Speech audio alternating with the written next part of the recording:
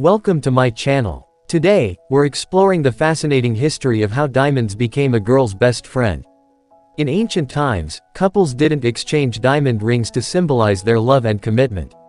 So, how did they show their devotion to each other? Let's start with ancient Rome. In ancient Rome, the legal age for girls to get married was 12, and 14 for boys. A key feature of getting engaged was gift-giving that caused the girl to gain rings, jewels, and earrings. After marriage, she could expect to get a farm, livestock, and slaves as gifts. In many African and indigenous cultures, bride wealth payments from the man's family to the bride's family came in the form of grain, livestock, and labor, which are still going on in many cultures today. In the Anglo-Saxon culture, rings were exchanged, but it wasn't a diamond ring.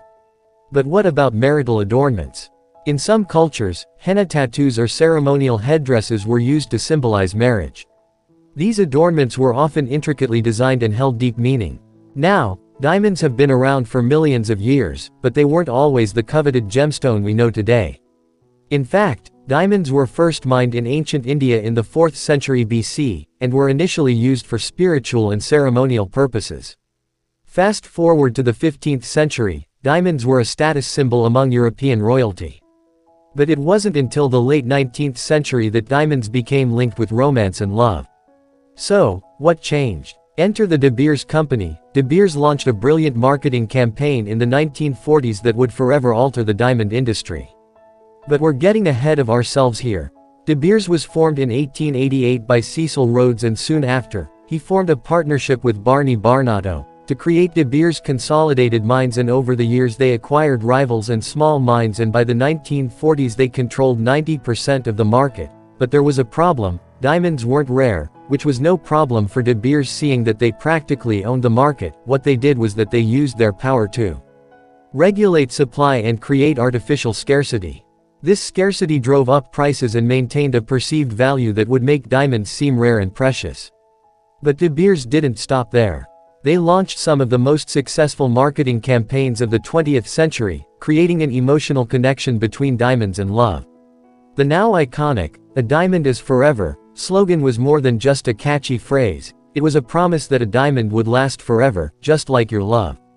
And then there was the "How else could 2 months' salary last forever" campaign, which convinced men that spending a significant portion of their income on a diamond engagement ring was a necessity.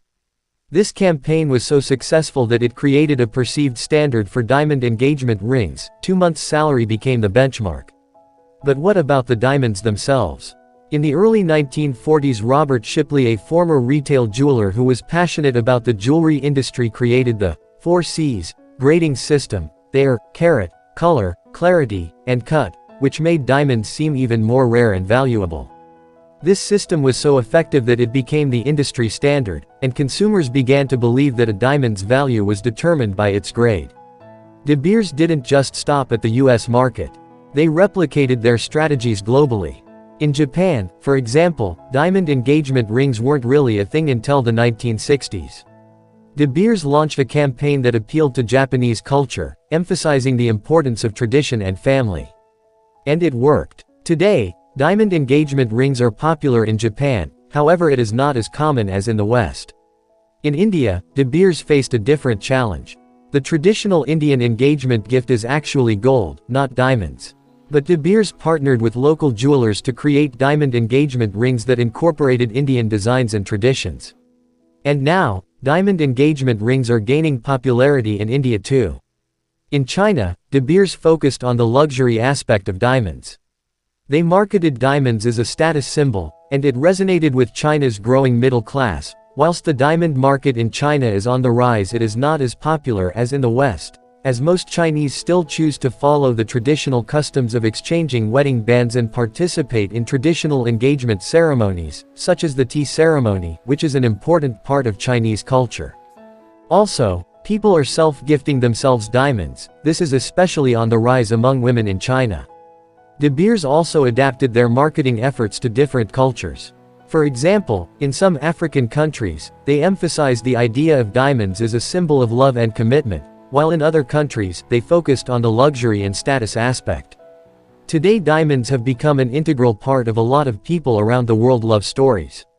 They're now a symbol of commitment, luxury, and, of course, love. It's pretty fascinating how De Beers was able to make diamond engagement rings a global phenomenon. But it just goes to show how powerful marketing can be.